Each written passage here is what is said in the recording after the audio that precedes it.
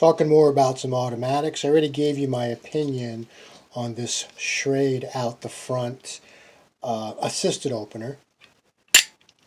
It's not an automatic by definition because that does not fulfill the mechanical description of what an automatic is. This is an assisted opener, and proof of the pudding is as I move this here, you'll notice the blade piece here move as well. Alright, so I'm opening the blade, and the spring is assisting that action.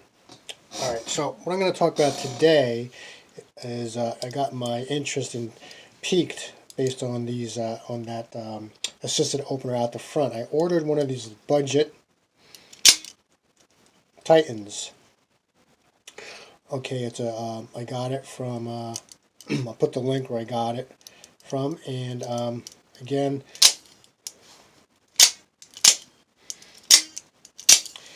it got, believe it or not, decent reviews. There's actually a video of a guy, okay, who has it open, and he's applying it against one of those metal boxes in his shop, and he's actually ramming this through, wedging it around back and forth, taking a hammer, banging it through all the way through the metal box, and then he takes a knife out and demonstrates that the action is still good. So I thought that was a pretty impressive video, so that also prompted me to go ahead and purchase one of these, which I got for $29.99, maybe like $4 shipped, and directknifesales.com. That's what it is, directknifesales.com. The Titan.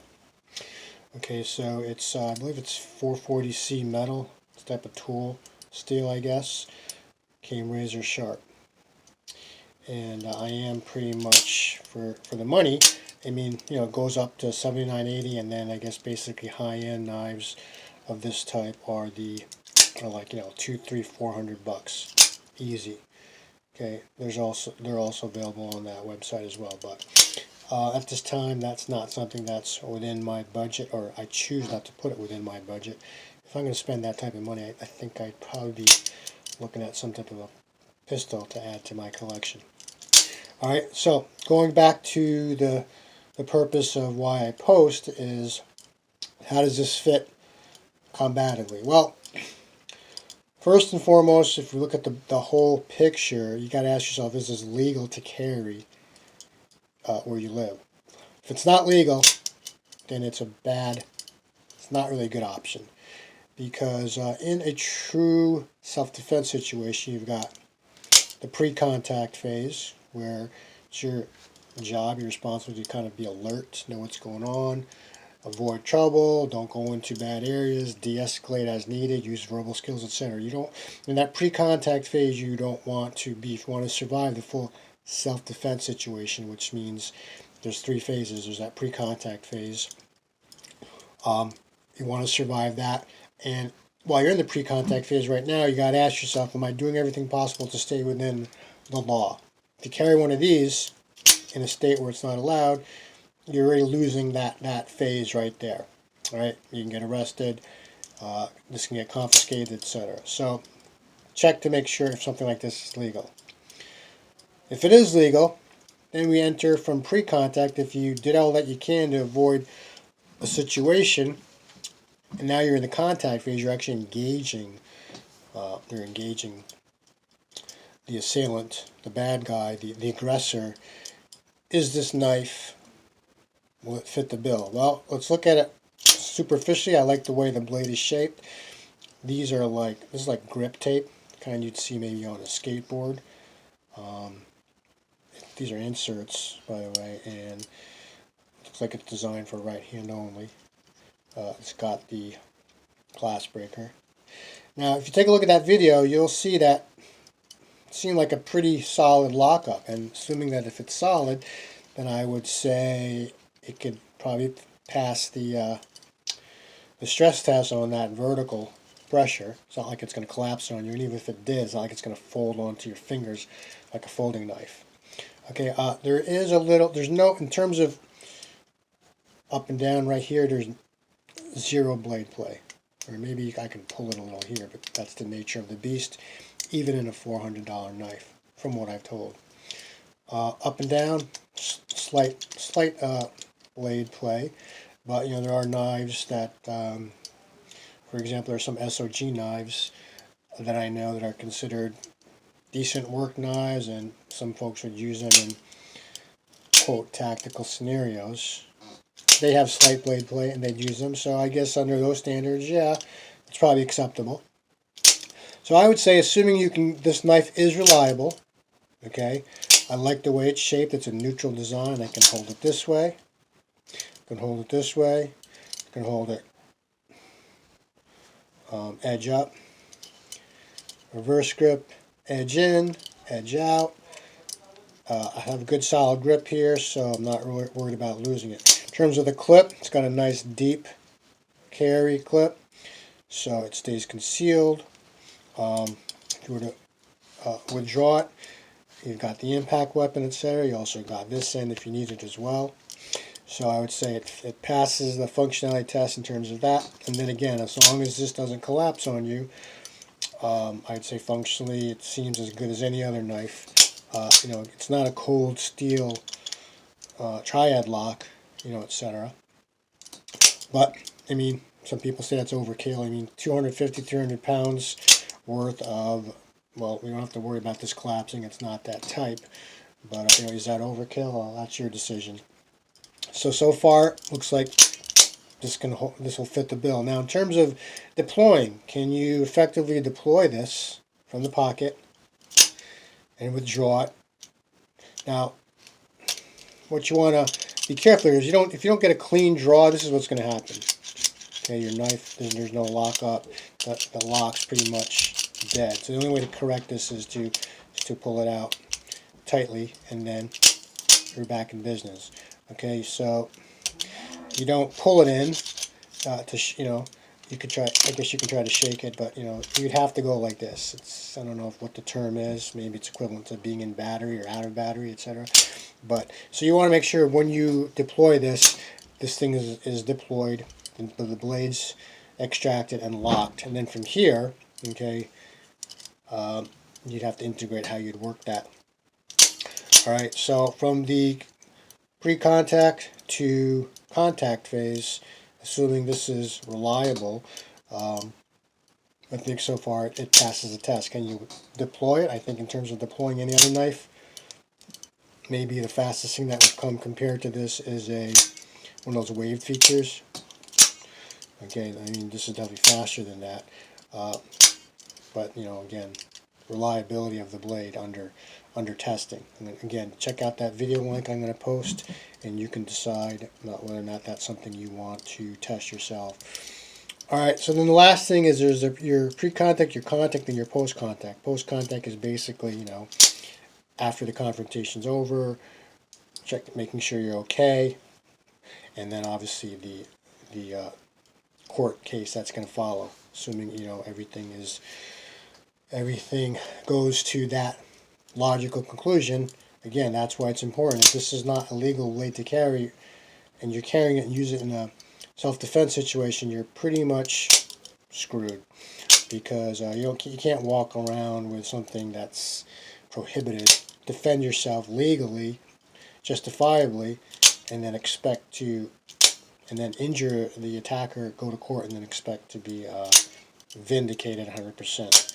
So again, make sure that it's legal. If it's legal, you've done all that you can during the contact phase to manage the conflict so that you are justified because you felt fear for your life, or etc. Whatever that justification is. If you have something that's maybe state specific, you couldn't retreat, or what have you, your circumstance, you go into court. If you've done all that, then you're as good as all. You probably blow a ton of money defending yourself, even if you found out you were innocent. But that's why it's just good to avoid violence in general. And to me, it'd be good to carry this just as an EDC knife.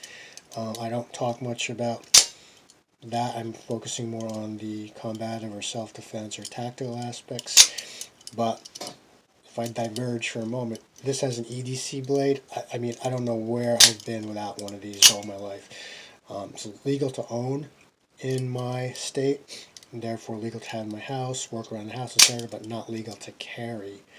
So I would never carry this in the, on my person outside of my home. But working around the home, I was doing some work the other day. Wow, this is basically, it's like, imagine having a utility knife where you slide, your classic utility knife, you slide the blade out, you slide it in. Slide it out, you use it, you cut your boxes, well, check it out, you do the same thing with this, boom. Very convenient, and, it's gadgety, it's cool.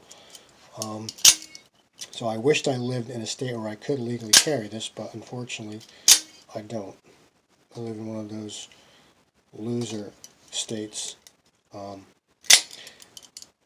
which, it has its negatives, it has its positives, but I don't like the fact that, this is illegal to carry.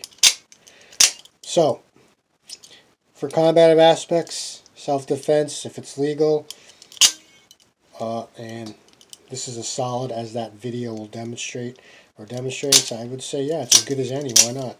I mean, any knife is going to be a last-ditch defense.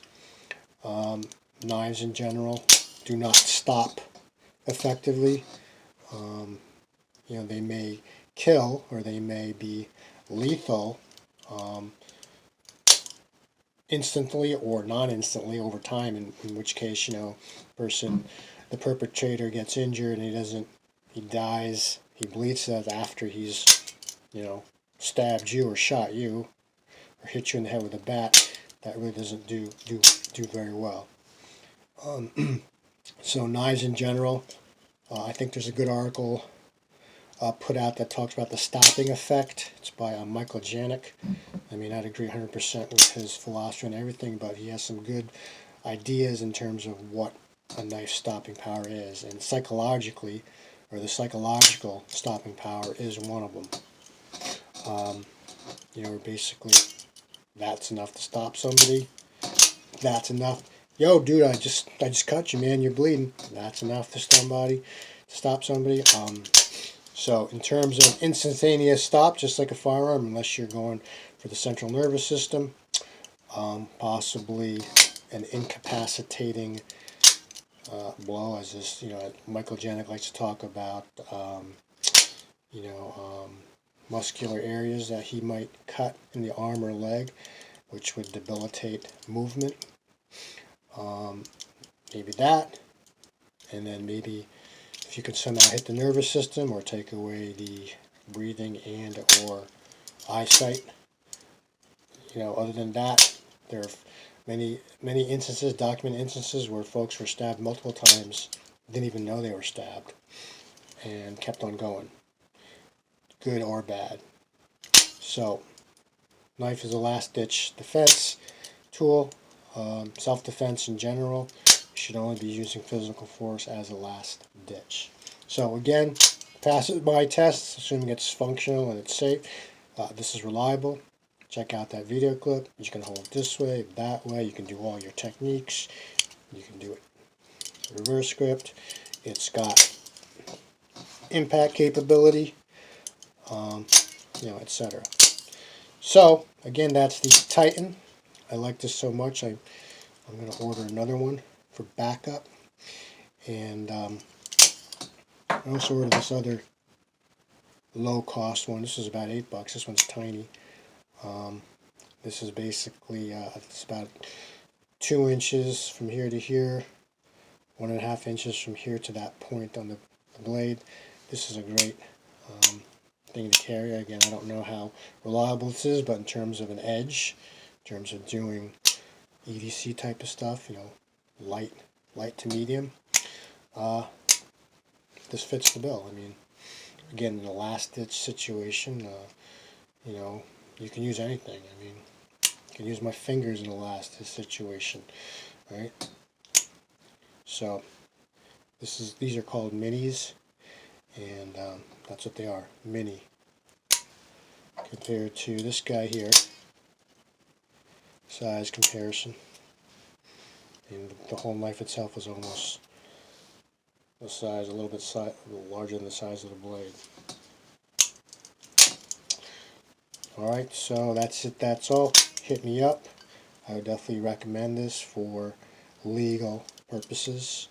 I think it's decent enough for work around the house, and at this point I wouldn't spend a whole lot more on it, but your